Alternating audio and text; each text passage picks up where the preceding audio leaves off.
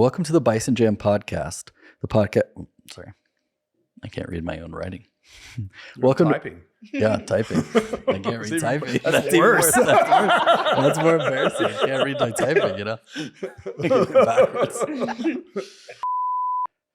All right. Welcome to Bison Jam, the podcast that covers wide-ranging topics from Yellowstone National Park and the greater Yellowstone ecosystem. I'm your host, Hugo Sindelar, an assistant professor of film at Montana State University. Welcome to our first season of the podcast, where we are focusing on the devastating flooding that affected the park and its surrounding gateway communities in June of 2022. In this first episode, we are concentrating on the flood experience in Red Lodge, Montana. Red Lodge saw some of the worst flooding from the June 2022 event, with extensive infrastructure and economic damage. Today, I have the pleasure of being joined by two residents of Red Lodge who were profoundly impacted by the flood. Kat Healy and Mac Dean. Welcome to Bison Jam. Thank you. Thanks for coming to Red Lodge. Yeah, happy to be here. I always love visiting. It's a great town. I used to ski here and recreate here before the flood event, so I really enjoy coming back, and I appreciate you guys being willing to share some stories today. So would each of you like to share a little bit about how you got to Red Lodge and how long you've lived here? You go first. You've been here way longer. Yep, I've been here for 15 and a half years, but I worked over here starting in 95 through 99, I believe, just on construction projects on a ranch, and started looking at property from probably about 2000 until we found the Yodeler. And what is the Yodeler for people that don't know?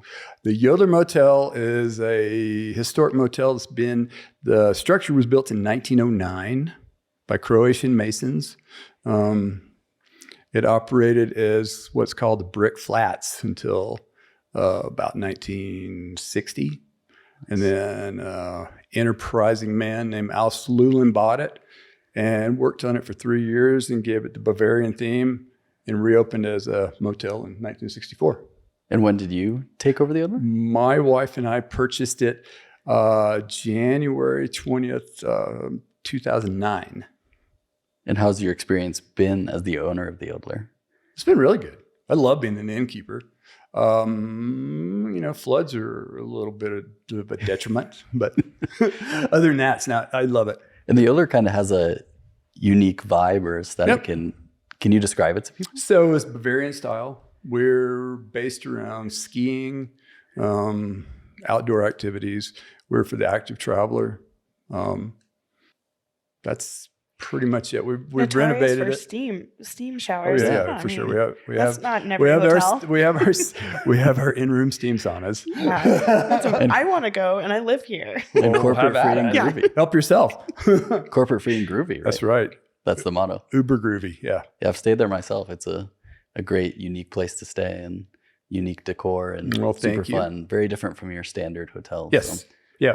We're pretty retro funky, you might call it. Awesome. Yeah. And Kat, what about you? How did you end up here in Red Lodge?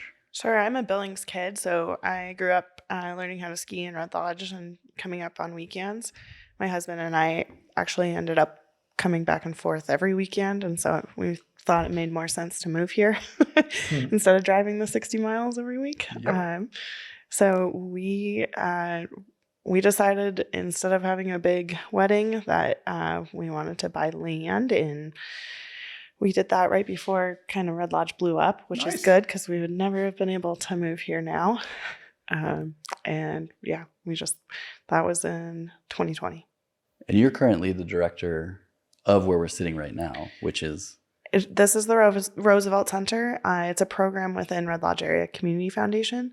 They have 63 programs. This is one of those. And what else does the Roosevelt Center house? It was a 100-year-old school, so 103 years old. But all the classrooms have now been turned into musicians, artists, nonprofits, small business owners. Each one of those is 27 different tenants.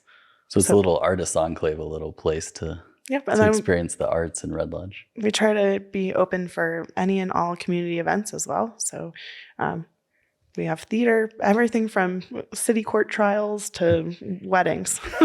That's amazing. Wow. It's truly a multi-use space. So I think before we jump into the flood event and chat about that a little bit, it's important for listeners and viewers of the podcast to get an idea of where Red Lodge sits in relation to the park. So does one of you kind of want to describe how you get to Red Lodge initially, and then how from Red Lodge you would get to Yellowstone? So Red Lodge is on the northeast corner of Yellowstone National Park on the Beartooth Highway, which is touted as one of the top drives in North America. We are 65 miles southwest of Billings, Montana.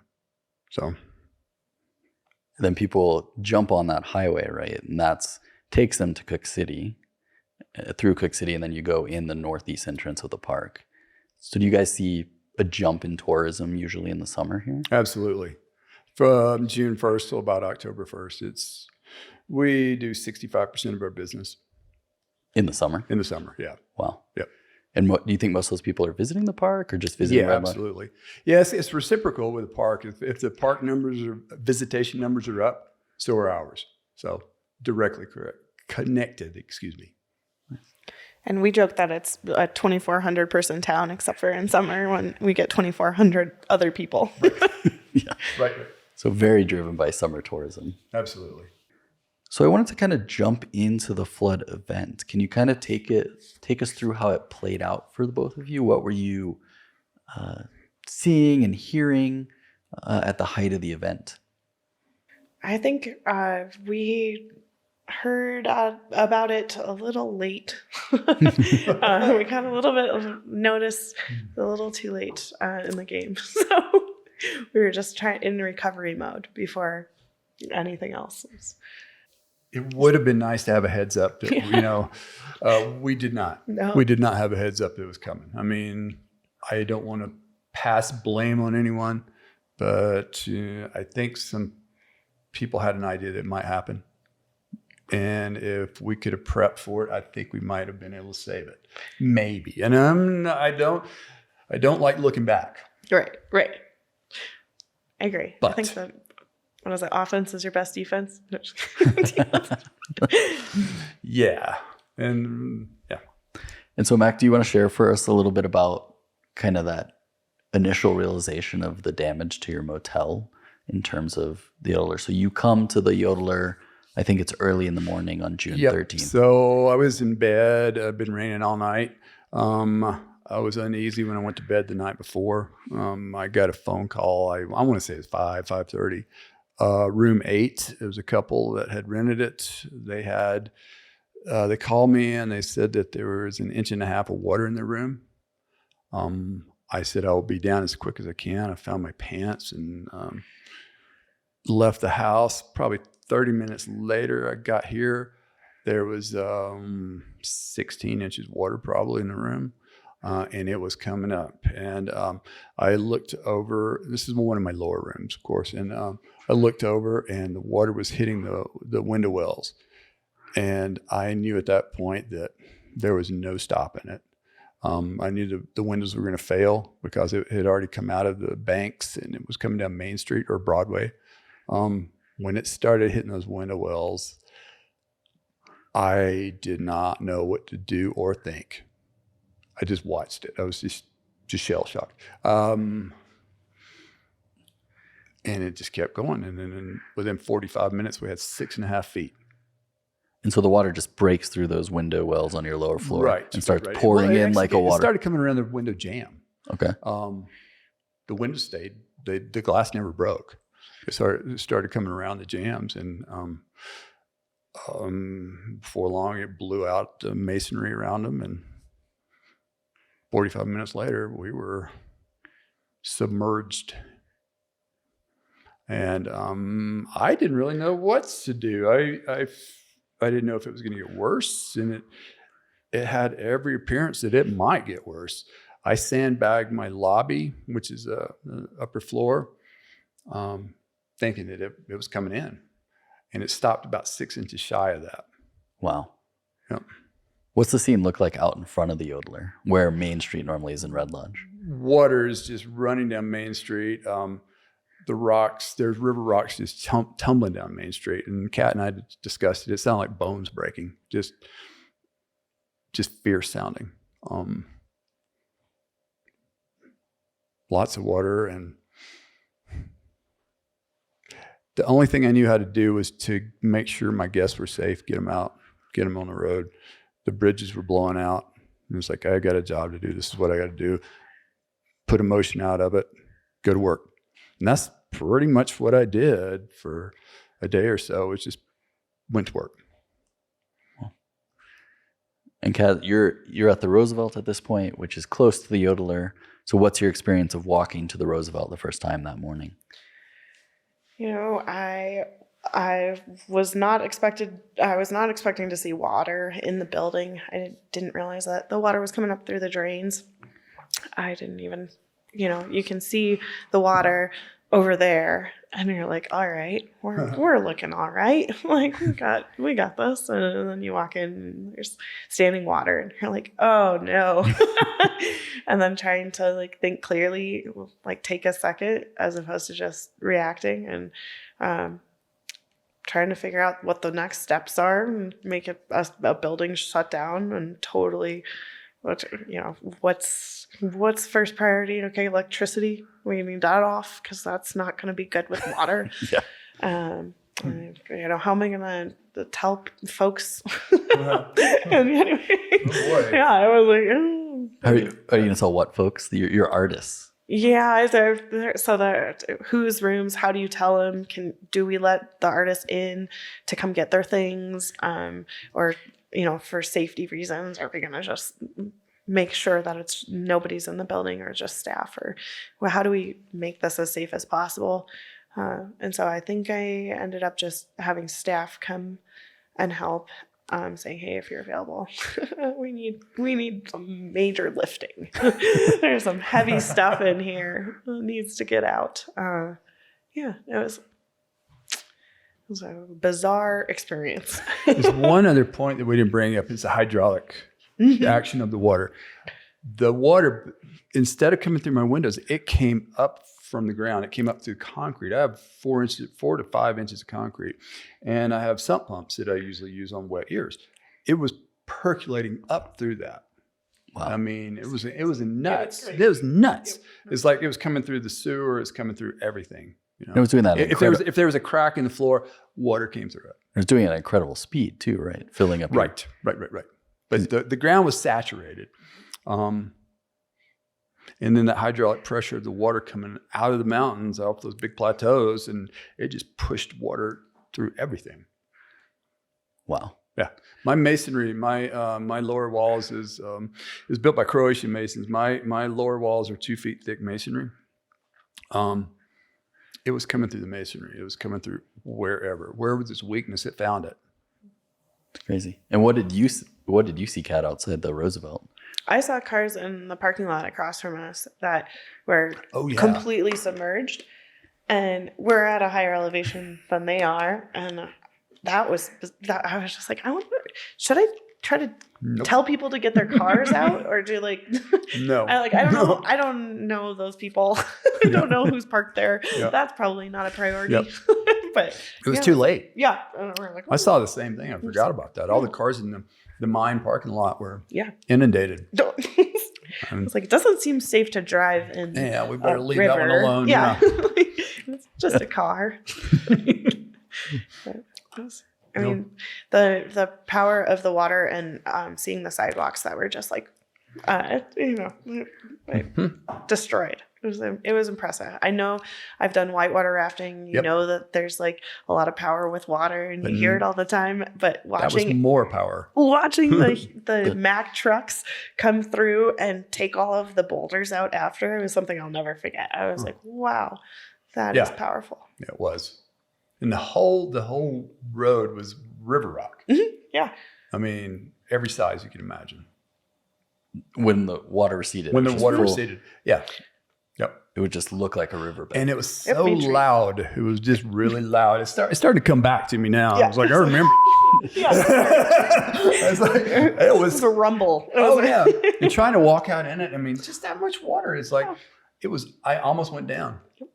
You almost fell down. Oh yeah. Yeah. I mean, I'm used to fishing Stillwater, Madison, whatever. You walk out there, you're up to your waist, you're fine. This is 6 or 8 inches, and it almost got me. I'm 185 pounds. The river is on Main Street. It comes out of it's on my sidewalk, Yeah. And when you moved to Red Lodge, you never thought you'd see that in town. No, why Never. would I? I'd have had flood insurance. Yeah.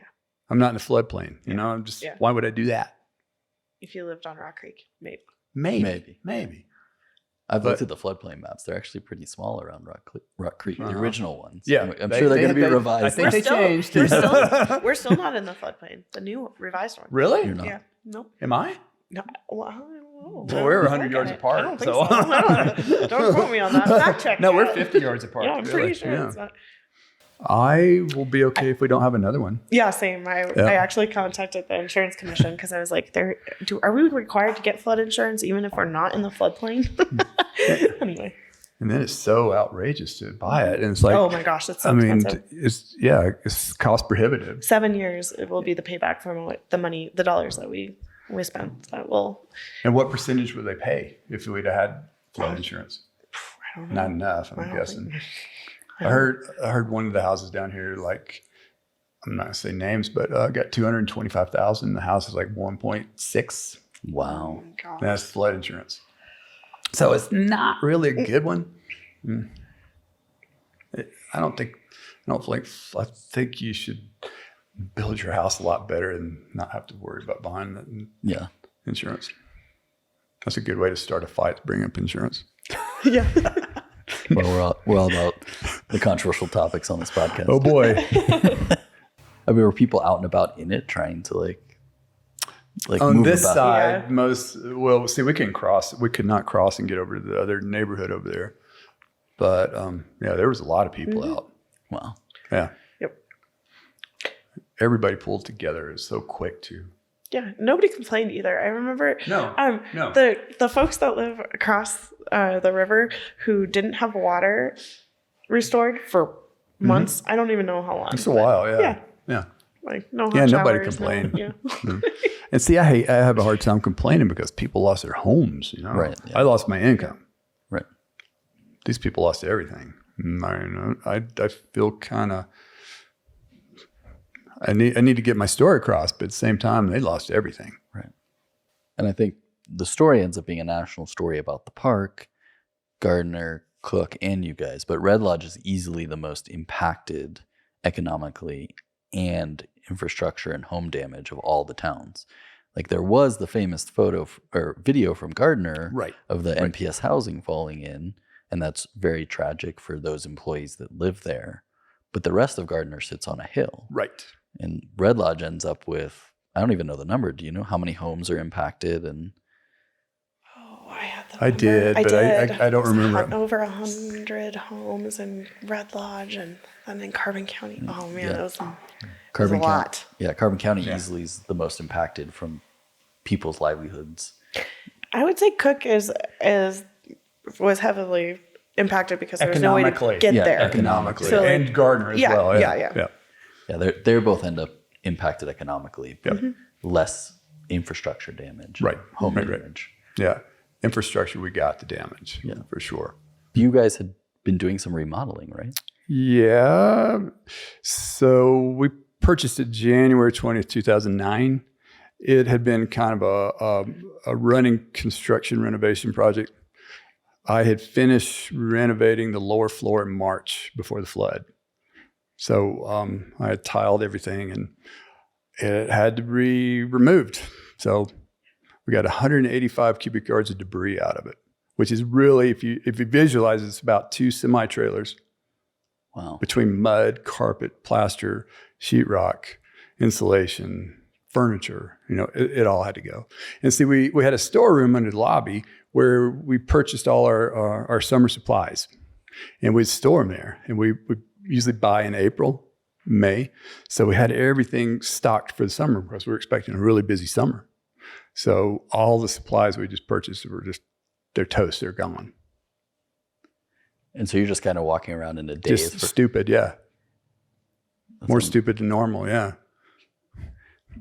Because you guys had COVID and then a fire, and a year to the day, this flood comes ripping down Main Street. To the day of the Robertson Draw fire. Because my wedding anniversary is June 14th. So the flood was June 13th. Prior to that, 1 year, 365 days, was the Robertson Draw fire, where we lost 29,000 acres in roughly 72 hours. It was catastrophic. And it's like, never, ever would have guessed it. It's crazy. Still can't really rationalize it. Back to back to back, COVID, fire, flood. Yep. And so how long does a flood event last? So you guys are talking, your rooms are inundated early morning hours, June 13th, right? So it's like 5:30 in the morning. You come to the Roosevelt at 6 in the morning because that's a Monday, right? And so how long before the water starts to recede? Seemed like 2 days. I feel like it was like just 48 hours? A few days. And Seems then like they started clearing the boulders. I could look at my journal, but I journal every night, so I was like, but I think it was 48 hours roughly, and it started going down. We had plans of reopening as an aquarium, but it drained. Yeah. We were taking the fire hoses that are used for ponds to get fire out, and we reversed it so that we were just directing water out of the building with these fire hoses that were huge. It felt like forever. It was 2 days worth. We did the same. Yeah. Pretty much. And the floor in the Roosevelt, the floors that were flooded sit lower than, a part of them sits lower than ground level. So when you walk in, it just looks like a swimming pool. Correct. So the lower level, which used to be the boiler chute, so the coal would come in, and they had a boiler room, a huge boiler. That entire room was just a pool. So I'm with you with the aquarium. We could have just charged. We should have just kept it a pool. For sure.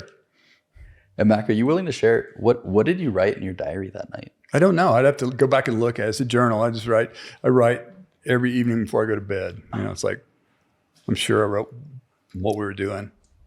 Cool. I know I will forever remember that day because later that morning, I found out I was pregnant with twins. I didn't know I had twins at the time. I found out I was pregnant that day. Whoa. So it was a big day. Nice. Big for many reasons. Congratulations. Yeah. Walking around in sewage. And exactly what they recommend if you're pregnant. Nice. Yeah. That's nice. So waters do go down after a couple of days. Can you describe for listeners what you see when the waters recede? What's inside your properties? What do they look like? So I put on my chest waders, my fishing waders, and went in.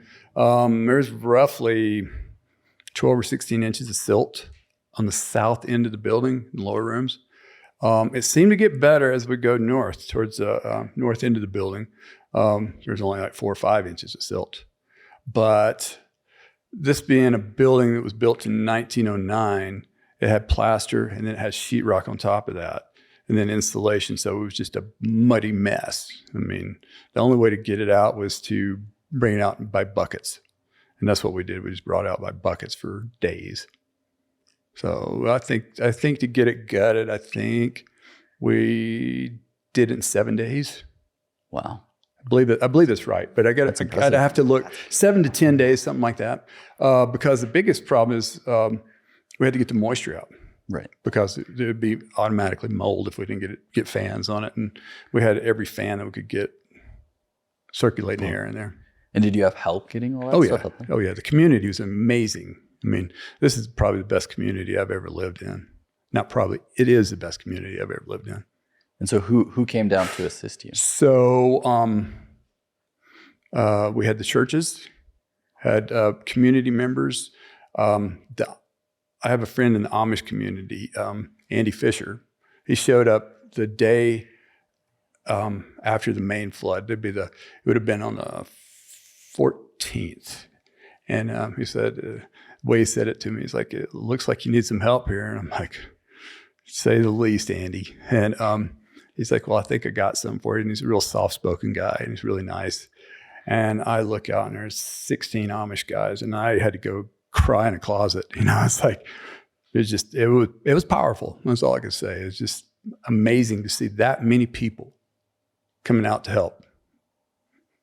I was just blown away. Still am. I'm proud to be a part of Red Light's community. And the community stepped up to help you guys in a big way. Absolutely.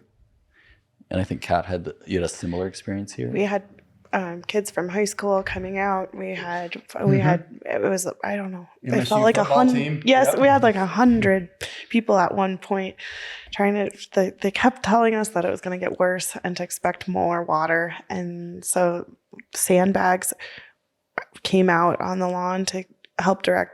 The water was already coming up through, but we thought that the water would get in through the windows as well and break out windows. And so I felt like, I don't know, 1,000 pounds of sandbags pretty quickly, very quickly. At least. Yeah, At least. Yeah. Yep. And yeah, it was something to see. You know, it's a small community with not a lot of people in it, and everybody was out to help in any way they could. And what kind of stuff cleanup did you have to accomplish here at the Roosevelt Center? We have tenants who have a lot of things. We pulled out just, so many a pallet worth of just destroyed books. And they're heavy. They were all beautiful Absaroka Beartooth Wilderness books, and just destroyed and soggy, and filled an entire trailer. People would bring in their trailers so that we could just use it and fill it with stuff. And then it would, anything that you can kind of think of was in some of those rooms. We had a lot of it out on our lawn for a long time, just kind of sitting there while we tried to handle all their stuff. And anyway, it was a mess. And you guys, I'm sure you had some silt and rocks and stuff, just like... We had silt and rocks, but we also had things that were here since this was a school. We were pulling out Christmas decorations and just chairs, lots of kids' chairs that we had kept that were already starting to rust. Anyway, that was... And did you have to do the same thing that Mac did in terms of not getting all the stuff out, but getting it dry? So you had to take down sheetrock and stuff like that? Well, yes, the building sits kind of dirt to ground. So all of the flooring, the original flooring, that was incredible wood, all had to come out past the subfloor because it's dirt to ground. So you have to dry it out.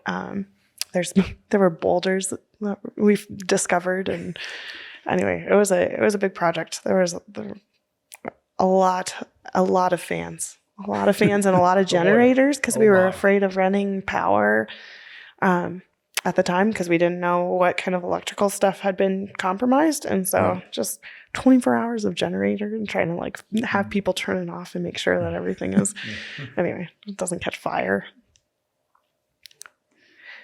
It's a big op. Yeah. Big op. I mean, I started the film project that we're working on along with this podcast in July, and I came in July and you guys were still pulling boulders out of the rooms. And I think you had a AmeriCorps team here that was helping for a little bit. Yeah, they did. They rerouted from Helena. They were at the Helena Habitat. I believe it was Helena Habitat. I can't remember. They pulled AmeriCorps. They pulled AmeriCorps kids out of other projects and put them on disaster response. So that was very helpful. They saved us thousands of what we would have had to spend for hiring it. And nobody was around to hire out any work anyway. Right. So. Right. And so the flood is, recedes. You guys have cleaned up, but then at what point does it dawn on you that this flood is going to have lasting effects for the community? Because you've talked already in this podcast about the main form of revenue for the community is tourism, especially for your business, Mac. And so the flood washes out Highway 212, the Beartooth Highway, in multiple spots, so you can't get on the highway to get into the park. So you can occupy your top rooms, but then what's the economic situation in Red Lodge post-flood? Terrible. It was a very bad year all around. If you look at the numbers for my business, I've lost 44% of my business, and it's been 2 years now. So I've still lost it. The estimates to rebuild what I've lost go anywhere from 1.1 to 2.2 million.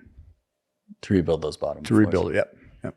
And are those bottom floors still gutted? They're still gutted today? Gutted, yep. So we've been working on grants through the Paul Bruin grants, what it's called, but it's through the National Registry of Historic Places.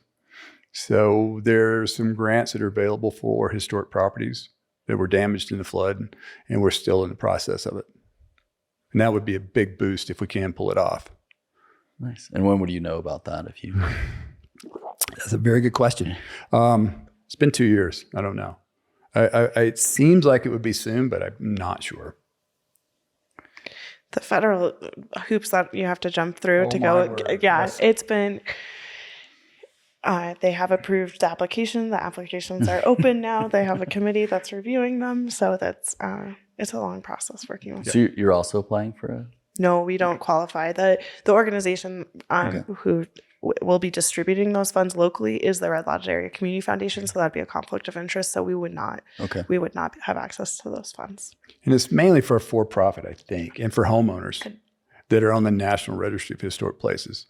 So that's our ace in the hole, is that designation.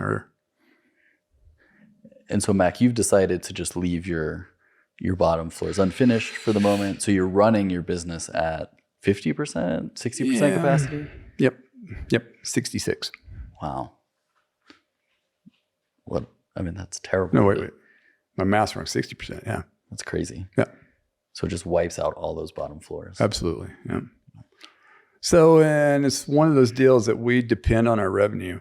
And only a fool would go try to borrow money to rebuild it and not being able to pay it back. It's like, that's just bad business. And my wife and I are business partners, and we're just not willing to do that.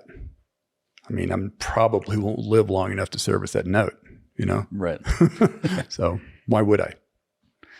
And the Roosevelt Center you guys started kind of your rebuild right away. Do you want to share a little bit about that process? I know it's been quite a journey, right? I have emails to the tenants stating that I think that we will have them back in the building with their studios back to normal by October, I think is what I said, of 2022. They were not back in their building until, let's see, I think we had an open studio in October of 2023. It took a lot longer than expected. A lot more money too. Oh boy. Yeah. So what all did you have to repair? Do you kind of want to take us through the process a little bit? Sure. We tried to grassroots as much as we can, do as much of it as we could ourselves. We lost all the tenant rental income that was coming in, which is how we maintain operations and pay for the lights to be on for the other tenants, the remaining tenants. But the larger studios are on that 1920 side of the building. So it was a hit there, and then we're spending money like crazy so that we could try to repair the things that we had lost. And so we were, asking for donations of plywood at one point just to get subfloor in so that we could get like a base floor finished. And we had tons of help, lots of volunteer hours. We had some really generous folks from the churches as well who came in with the resources that we didn't have, and just pulled in and helped out where they could, which was huge. I think we had we recorded the total number of volunteer hours, but it was thousands. And when did it finally? Are you done today? We're about 2 years out now when we record this podcast. We are, yes, we are as done as we will be for now. That's it. I mean, we're done. We're closing the project. There's still, trim that needs to be fixed and stuff that we could do, but we will not probably have the funds to do. We're just moving forward. So you end up repairing all those basement rooms, reflooring them, repainting them. Yes. Rewiring them. I was here for when some electricians were working on stuff. So yep. A lot of the wiring was in conduit, which was fortunate for us because then it's not in the walls. We had plaster walls, and behind that was just like no insulation. I don't know how the building didn't have insulation, but yeah. So, but building codes have changed, and so when we removed all of that, when we went to put in new things, that means vapor barrier in the subfloor, below the subfloor now, which they didn't have that.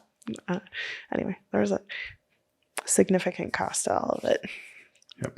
Yep. Are you willing to share a rough number of it? Sure. Yeah. We worked with FEMA, which was a full-time job. I'm sorry, FEMA. If you hear this, Don't be actually, sorry, I have FEMA. some feedback. I have some feedback. The amount of paperwork that involved was a nightmare. So yeah, we're still waiting on that check to come back to us from the state. So it flows anyway. But $183,000 was the amount that was material cost. They don't pay for any staff time. They don't pay for any lost income. And I'm not complaining about that. But And is the roads, any of the repairs would mitigate future flooding, or? we did not. We did install a sump pump in our lower level. So it actually was installed after we flooded twice. There was a groundwater issue a month after that. Anyway, so we had just finished getting all the water out and all of the stuff, and then we flooded again. Wow. So now we have a sump pump. So was it hydraulic pressure? Is that what happened? The second flood was due to the groundwater was so saturated already. And then we had more rain, and our roof drains that are on our roof, they're tied into a main sewer because Red Lodge doesn't have any sewer. Right. Yep. And so we just came back up, and I was like, oh my gosh, if this happens again, I gotta move. We gotta leave Red Lodge. Another flood and you're done. I hear the cicadas are coming, so this is Mainly in the southeast, I think. But yeah, there's a big volcano. Don't forget that one. Yep. How else did you guys see the community come together kind of immediately after the flood? Meals, people were bringing, within minutes, it felt like Yeah. they had folks that were bringing us food, and that was incredible. I was like, yes, I'm hungry. I am actually hungry. And there's a sandwich, and it just appeared. I don't know how. I think Senior Center? I don't know. Everybody brought food. Yeah, it's like there was tons of food. That was I might have put on weight. yeah. It was well executed. We had donations coming in that the community foundation. The donations came in before we had a way of taking the donations. So we had Tracy Timmons, who's the executive director, was on top of getting a form just changed from the Robertson Fire form, that we just changed it all for the flooding. And that was also an incredible thing to see, just how many people wanted to help and asked what they could do. A lot of folks from Billings wanted to come up the day of and bring us things. We had a friend who brought us a generator from Billings and some fans, sandbags. Sandbags were big. Just the bags, not the sand. We had the sand at You just the need the county. bags. Yeah, we just needed the bags. It's pretty incredible. It was incredible. Yeah. What do you see, Mac, from the community? Oh, pretty much the same thing. It was just an outpouring would be the word for it. Everything. We had so much help. My biggest problem was trying to manage all those people. Yeah. It was huge. It was difficult. It's like, how do you tell somebody that's an unskilled labor to go, dismantle walls or whatever? And we finally got it figured out. But that was a crux. You also had too much help, or Don't want to say that, but never too much. But Not enough dumpsters. not enough dumpsters and not enough direction. Yep. Yeah. Right. If we'd had management, we'd have been on top of it. right. There were some people that came in and just took charge, rolled up their sleeves, and it's like, all right, you guys do this, you guys do that, and it's perfect. Yeah. So, Mac, tell us a little bit about kind of your mental health after the flood. So probably the first week, I was just in overdrive. Just went to work because I have a project I've got to do. I got to get this gutted. I've got to get the moisture out of because if I don't, I'm going to have black mold. So we finally got that accomplished. We made a plan. We had to cancel a lot of reservations that were booked for the summer. And that was horrible because it's bread and butter. And you're wondering how we're going to make it. And my wife and I are talking every day, thinking, what's next? What are we going to do? And so once we got once the flood was over, we got everything gutted. I think I was shell shocked. I mean, I walked around just kind of without a purpose. I did not know I couldn't answer the telephone real well, Wow. Well, you need to be upbeat when you're making a reservation. And, right. and I wasn't. I did my best. I pulled it off. But so we made it through the summer. And then fall hit and I just dropped. I was done. I mean, like 3 weeks of just nothing. Just didn't have any energy. And it obviously was PTSD. I'd just been bottling up for 4 months, roughly, I guess, 3 or 4 months. And then it finally came out and I was just drained. I just wanted to sleep. And I pretty much rested. And we went on a short vacation, but took me a while to get my wherewithal back together, you might say. Yeah. We're my wife and our business partners, and we're on a mortgage. We're not wealthy people. So everything we've done, the renovation, everything else we've done on our own. So we had put 15 years into a project that we just saw go away. That's tough. That's unbelievable. It's believable. But find a way out. You get friends. You got friends that believe in you, and they're there for you, and they prop you up. And that's what I had. I have some really good friends. And how are you doing today after? I'm good for sure. I see light at the end of the tunnel's been there for a while. We are just plodding along, trying to work on grants. The grant will be our saving grace. Pull that off, then we can borrow the rest of the money to make the project work. And do you see yourself continuing to own the Yodeler for the foreseeable future? That's a good question.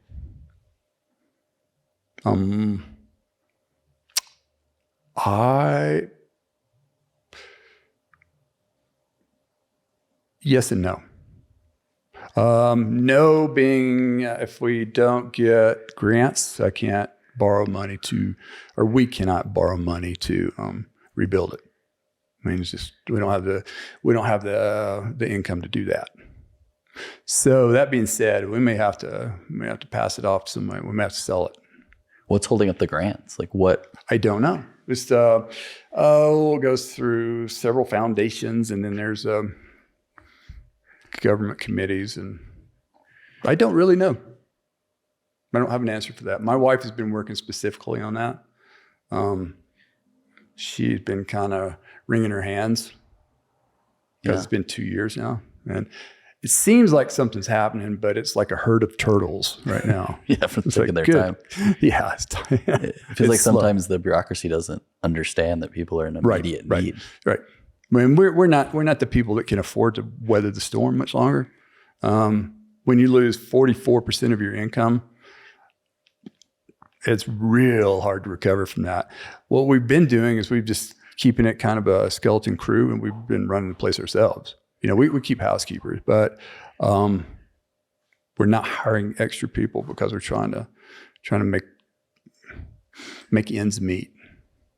Do those rooms have to be fixed to make the Yodeler a sustainable business? Absolutely, yeah. In the hospitality industry, hotels and motels, they work on average daily rate, ADR. The more ADR you have, the more the business works, or the more efficient the business is. We have 23 rooms before the flood. It was fine. It's a sustainable income. Now it's not sustainable. Need more rooms to make it sustainable. Most hotels are like 40, 50 rooms. We're 23. So are you borrowing money to keep it I am sustainable? not borrowing money. Okay. That's impressive. It's tough.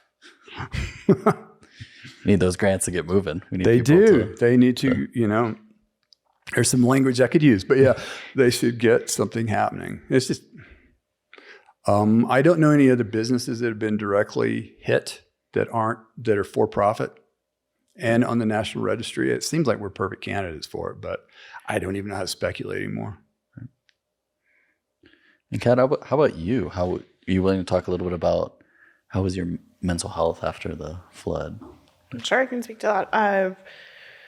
So the foundation set up a donation fund for the flood. And so that also meant that they needed to figure out a process of getting out the dollars to the community members. And it also meant setting up like an online system so that didn't exist before. We just didn't have the resources for that.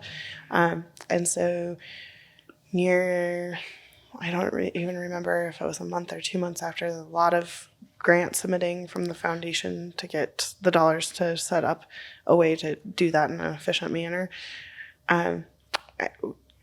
Anyway, we saw a lot of people who had been affected throughout the county who were applying for emergency funds they were living out of the campers, they were living in tents, they needed propane.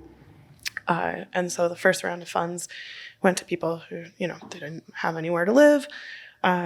We saw like hundreds of applications that were, at the time, there was a very small amount of money that we thought we were getting to give out and just a huge amount of need. And then that moved into larger rounds of funding when like Yellowstone, the show, had said, hey, like, help donate and not mean national news. And so more dollars came in for that. And then they were granted out. And it was really devastating to see how many people had lost homes, ag, fencing, all of the livelihood, all their belongings. Anyway, so that it was a lot. Red Lodge has been through a lot. Yep. And those are the people that need it most, hands down. And we've seen people who are the most resilient community members who have lost everything. There's a woman who had been living in a tent during the winter. And wow. Yeah, I was like, wow. It's pretty. I mean, I knew that there were some hardened people who could survive winters in Montana, but the flood really it's a whole new kind of hard. Yeah, tough people, tough folks. Yep. And so you're helping the foundation with kind of this stuff and trying to rebuild the Roosevelt Center at the same time. Yeah. So all of the foundation employees, I would say, played a role in either volunteer management, donor tracking. It was not something that is really in any of their job descriptions, but it became it. So they took on all of the trying to do unskilled volunteer outreach. And anyway, they had navigators who were helping people. It was a big effort. So you must have been a lot busier than you planned for those subsequent 8 months or so. Yeah, there were not. It was not the community event center that we thought it was going to be. It was really a little sidetracked. Then you have filmmakers trying to come make films, So right. It's cool to see how resilient the people are. You're right. Yeah, they're tough as an old sack of nails. I mean, it's cool. Do you have any stories, Mac, about resilience you've seen? Not right off the top of my head, but I mean, just everybody. Just as a community, everybody pulled together and they're just doing hard physical labor and getting after it. And I'm just highly impressed with them. You think the community's tighter knit after the flood event? Do people came together? Yep. Absolutely. So in a way, it's a small silver lining from the flood. A lot of damage to homes and the economy. We got tougher, didn't we? I think so. We're tougher. Just say like Dennis with Granite Peak Plumbing. It's not easy work to replace water heaters. They're heavy. You have to go upstairs. Yep. And it's like, I don't know how many water heaters he ended up replacing. But it was more than I would be willing to carry up and downstairs. I work with ladies with the Red Lodge Alliance Church, and they were right with me all day long, every day, just swinging a hammer or shoveling, and I'm just impressed. It was pretty cool. It was really cool. Retired ladies in their 70s. Yeah. And they're just giving it. It's pretty cool. And the other thing that's happened is the road's been repaired, right? Yep. So what were you guys? And the retaining wall. The retaining wall was huge. Yep. Yeah. So can you share a little about what they've done, Mac, to maybe prevent this in the future? So the retaining wall had been there, and I can't quote you exact facts, but I think it'd been there 50 years.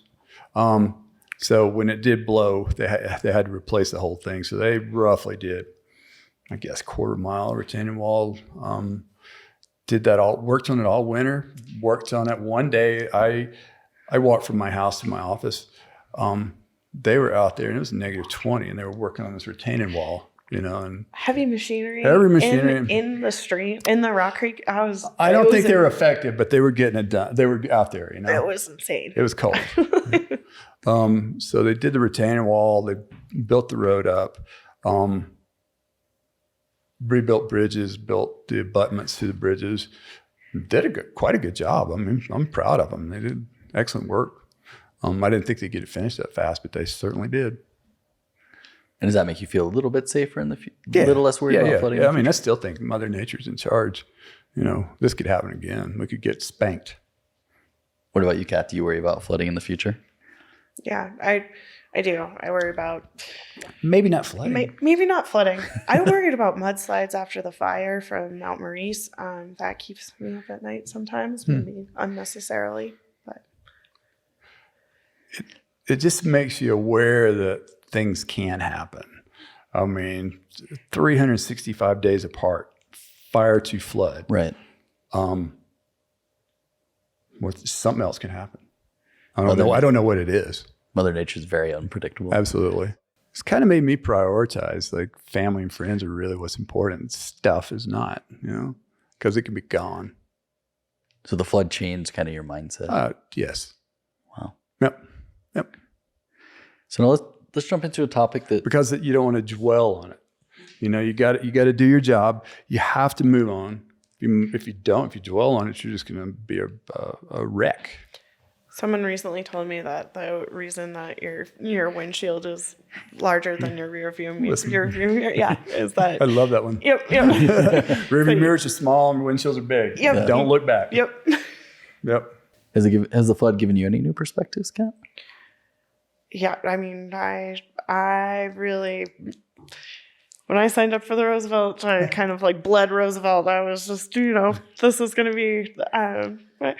And it's really, it changed how I view, it's not the building. It's not the building. It's so, yeah, it's pretty cool. It was good to the Roosevelt tenants who wanted back in and weren't in their studios for over a year, they're like, how can we help? What can we do?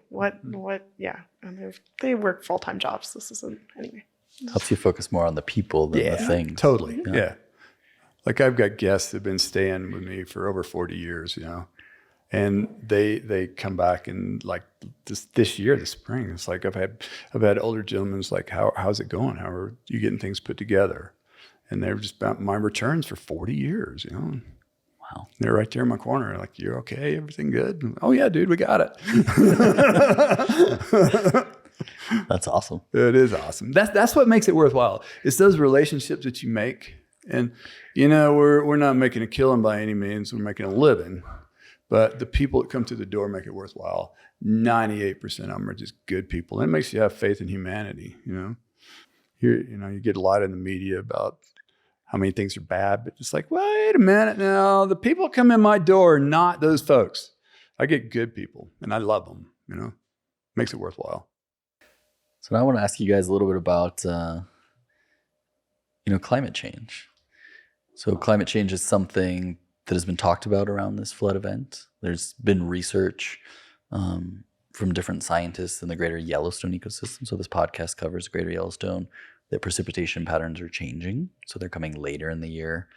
And this flood event was particularly devastating because of rain on snow, right? And I think, Mac, do you want to talk a little about what rain on snow is? I'm not a great one to explain it, but we had a roughly 6 feet of wet snow, which is holds a lot of snow water equivalent. And the guys that know this could explain it much better than me. But then when we get rain consistently on that snow, typically it should be cold enough that rain would be snow. We just get more snow. But when that rain hit the snow, it just started washing it down and melting it because the rain was so much warmer, and it was the perfect storm. It just blew everything out. I think the National Weather Service in Billings said something like 6 to 10 inches of total water across the basin, a Beartooth area, depending. And Rock Creek was one of the worst areas. I don't have the numbers memorized, but there was, 3 to 4 inches of rain, but it then melted, 3 to 6 inches of snow at the same time. So you have all that water kind of come down at one time.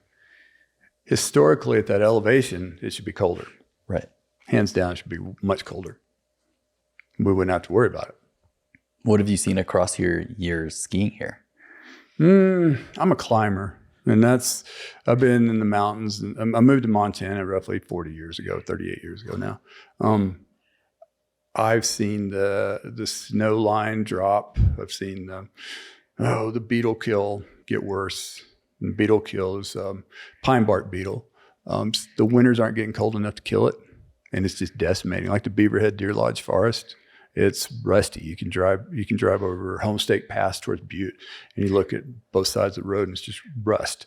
That's pine bark beetle. Historically, we got cold enough to kill it. It's not getting cold enough to kill it. I see snow like years ago when I lived in Bozeman, we would start skiing Mount Blackmore in September. I mean, I don't think anybody skied Blackmore in September in several years. We're not getting cold enough. Our winters are shrinking. Our numbers reflect it. We've owned the business 15 years. We had numbers back 18 years. So we can see that how the winter's shrinking because of ski season, I should say, because people would book lots more rooms when there's good snow. And each year it just gets a little bit smaller. So you're seeing the effect of warmer winters? Yes, warmer winters, less precipitation. The NOAA said this year that we've had the driest winter on history and the warmest winter in history. And I can quote those facts from NOAA for sure. It's just not what it should be. So do you guys think that climate change played a factor in this flood? Absolutely. Yes, beyond a shadow of a doubt. What caused climate change? I don't know exactly. Yeah. What about you, Kat? Not as a foundation employee, as me personally. The reason that I live in Red Lodge, Montana, that has snow, that I want my children to be able to ski, and that's just across everywhere, is, there's a possibility that there won't be any skiing. And I think, yes, it's definitely the earth is getting warmer, and it's not good. My husband has to talk me down off ledges to get me to stop building greenhouses and solar and everything. So I'm not a prepper, but I'm close. Yep. They politicized it too much, and it's not. Mm-hmm. I slept in science class, but I didn't sleep the whole semester. It's real. The polar ice caps are shrinking. I mean, it's just fact. It's not some political point. This is fact.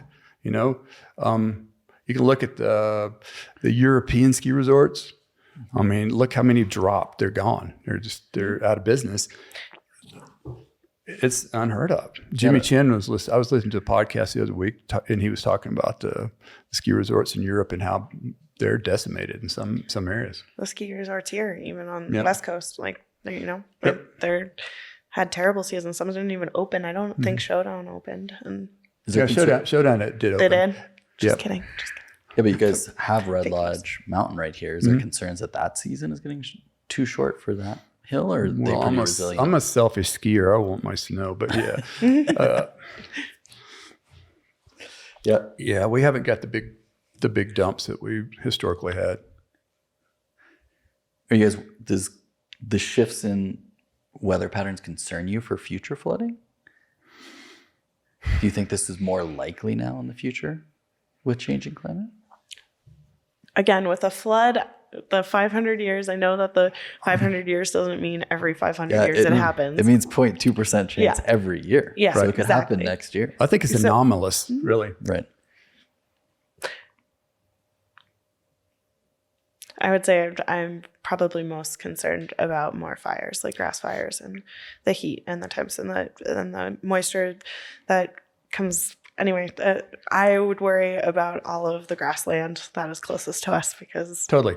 Yep. And I agree with her 100% because, like, you remember the fire in Louisville, Colorado, and that was in November. Yeah. Wow. And it was like a blowtorch. I forget how many houses. That's unheard of. Yeah. This is not fire season that time of the year. That's ski season. Yeah. You know, the winds. And we saw what could happen. I mean, we just got a glimpse of that mountain's got 29,000 acres in 72 hours, if my numbers are right. Does that sound right? Yeah. Yes. It was a blowtorch. That's what freaks me out. I'm not worried about another flood. Okay. I mean, maybe I should be. Well, the research says that the floods could be more likely moving forward with kind of precipitation patterns. But I think you guys have done a lot of building resilience in terms of your retaining wall, and it was pretty rare in 1 in 500.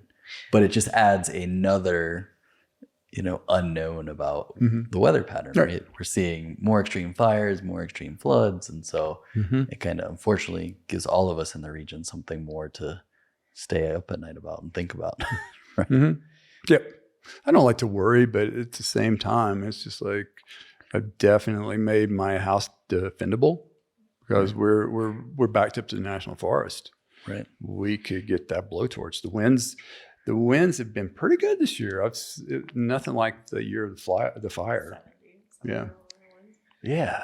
We haven't had that. There was I think there's 3 barns that were on 212 that went flat that year. We were just joking that Livingston gets all the glory for being a windy town, but so far, not just pretty windy. Yeah. I think we're going to see more events. Maybe it's not flood. Maybe, the wind. Maybe Bozeman itself feels windier to me a lot, like more big wind events. And they have talked about that a little bit in some of the research is that you have larger gradients of temperature across the country, which can lead to stronger overall wind events. So and then we'll get what happened in Mammoth last year, all the humongous snow. Right. It's an anomaly, so I think everything's going to be anomalous. More extremes. More extreme. Yeah. Maybe we'll get a 8-foot snowstorm, but the next day it'll be 60 degrees. That we've seen that here. We've not 8 feet, but we've seen a snowstorm, and then next day is 50. It's like we got water running down Main Street. This is wrong. Do you think these? You touched on a little bit, but do you think these weather patterns could affect your business? Yes. Absolutely. Fire, yeah, absolutely. I don't know in which way, but yes. All right, kind of wrap up a little bit here. What are your hopes for the community of Red Lodge kind of in the future, post-flood? We're 2 years on now at the recording of this podcast. We're closing in on 2 years. Yep. So kind of what have you seen in the last 2 years from your community, and what do you hope carries forward? I can't wait to look back on this as a thing that happened. And can you believe when we shut down for 2 years for COVID and then we closed town for... That wasn't as bad as a flood. No, that made it seem disruptive. We're like... Tell me more about that, Max. So COVID wasn't as bad as... Well, it's my numbers, my occupation, room occupancy was up because it seemed like everybody thought Montana was safe. And so people moved here. So people came here. And they came in hordes, and I mean, it was very difficult. But financially, we did pretty good. We didn't break records, but we did pretty good. Way better than last year.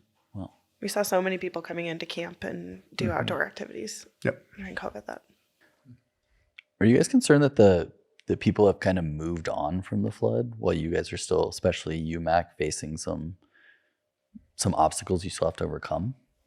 Yeah. I mean, I do. Yep. I think some of them have moved on. I think in some ways we've been forgotten. Like, well, we need some help and we're struggling. We're mom and pop, and I'm pop, not going to the bank. So yeah, I think we need a grant. MBB. I don't really like glad handing too much, but that's survival, hands down. I mean, I don't like using that bankruptcy word, but that's in our face. Wow. Yeah, hands down. I don't want to admit it or talk about it, but you guys need some help in the. Yeah, I'm not whining, but that's fact. Yeah, and our society is you saw it all over the news. Yellowstone floods, 24 hours. Yep. People come in, talk about it for a week or two, and then kind of move on to the next thing. And some of them, not all of them. I don't want to paint them all with the same brush, but yeah. What about for you, Kat? What are your hopes in the future? Where do you see the Roosevelt Center now, 2 years on, and yourself? I would love to close the books on FEMA and be done with it. I would really, really enjoy that. And I think when it does happen, we should all celebrate. How far out are you from that? I don't know. That's a great question. We've after the FEMA process, it then goes to the state, and that was a really long. They just aren't prepared. They weren't prepared for that amount of additional work, and they didn't have the staffing, and so it's been a long haul. Oh boy. Yeah. A lot of paperwork. Yep. But anyway, the receipts on receipts with the bank statements, plus not just having the invoice, but having, it was a lot. So I'm excited to look past it and kind of have it just be something that happened and is done. And we can close that chapter on that book. Ready to move past the flood and into kind of a more standard year or normal year. But at this point, what is normal? That's what I was about to say. Like at this point, there might be, the last few years, you don't know what normal is. No. But back to the weather thing, it's like, do you look at the Gallatin National Forest Avalanche Forecast? Yeah. GNFAC. Have you ever seen it look like it did this winter? It was like snow. It was just deadly. I'm a backcountry skier. I mean, every day, Doug Chabot would be like, guys, you got to be careful back there. I've never seen that.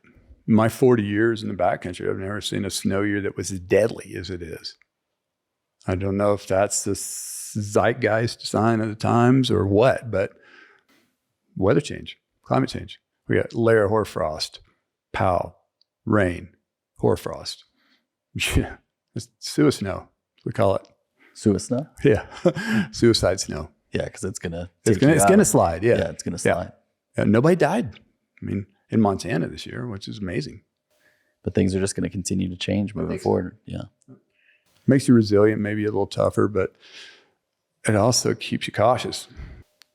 Any other stories from this flood event that you want to share with us? Max got a little wry smile on his face. I can't say everything. It will be out there, but you don't talk about FEMA. Yeah. Sorry, don't get me fired. No. Yeah. Oh, you're the boss. You can't get fired. I think one of the funny things that I will say is even finding out if we would qualify for money was it was really hard to figure out. And so I would stand in line when they had their FEMA open house things where they're supposed to answer questions. And I just left with more questions. So, yeah. Yeah. And they would try to loan you money through the SBA. Yeah. Great interest rate if you can service the damn thing. Oh. You can't service that. I mean, I can't. Or we can't. My wife and I can't.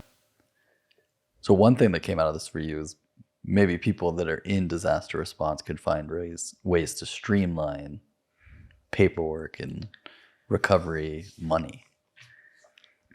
Yes. Yes, there's efficiencies there for sure. Yep. Max got And there's like, I never was one we could to cross say- this bridge for a long time. And I never said anything about bureaucratic systems. I wasn't that person, and now I am. And now I feel like that. And I see like people on the coast, they're gonna have more trouble. You know, the storms in the South. Like I grew up in Alabama. I've been out here almost 40 years, like I was saying. But our hurricanes would come in, and we would have 10 days to watch them come in. Now they're coming in like boom, they're hot. Storms are changing like that. And you know, how do you change people's mind? How do you say, well, this isn't political. This is really happening. How do you do that? That's my question. It's not political. It involves real people. Like you're sitting here today, still trying to recover 2 years later, and people are. I'm not trying to say what the cause is. I'm just trying to say it's obvious, boys. Yeah. You know, we need to learn to deal with it. So get out, turn off the TV, get outside, see what's happening. That's the way I look at it. The response from when they were on the ground in Red Lodge, they all switched gears, and a lot of them had to leave during the time for this emergency because there was. I can't remember what it was. In West Virginia, wasn't it? Yeah, that's right. So they had to fly to West Virginia because it's like the next one hit in Kentucky. That's right. That's right. So FEMA left here to go somewhere else because there was a bigger disaster. I think that government agency is going to be overloaded in the future. I don't see how they can. They already are. Yeah. They're way over their heads. It's going to get worse. And I sound like the Grim Reaper when I say that. But people need to know. But if you look at all the disasters that are happening, it's just compounding. It's getting better. I mean, it's getting worse. People need to be aware of it. Realize that there are people out there being affected by these disasters. And I bring it up to people, and I'll say, "Well, climate change." Oh no, it's not. It's not climate change. They're like, well, okay, what happened? Something changed. I didn't flood that building on my own. Right. All right, Mac and Kat. Well, I think that's a good place to end it. Thank you so much for joining us today on the Bison Jam podcast. It was really a pleasure to talk with both of you. And for our listeners out there, be sure to follow along as we continue to explore stories of the June 2022 flood event in future episodes. Thanks for listening, and we'll catch you in the next episode. Thank you. Thanks for having us. You're welcome. I really enjoyed it. Thanks so much. Bison Jam is a production of Hugo Sindelar Media, LLC. I'm the director and producer, and Ashley LeBow is our editor and story consultant. This episode was filmed by Braden Meyer. Our guests from Red Lodge, Montana were Kat Healy, director of the Roosevelt Center, and Mac Dean, owner of the Yodeler Motel. If you're visiting Red Lodge, please consider supporting their businesses.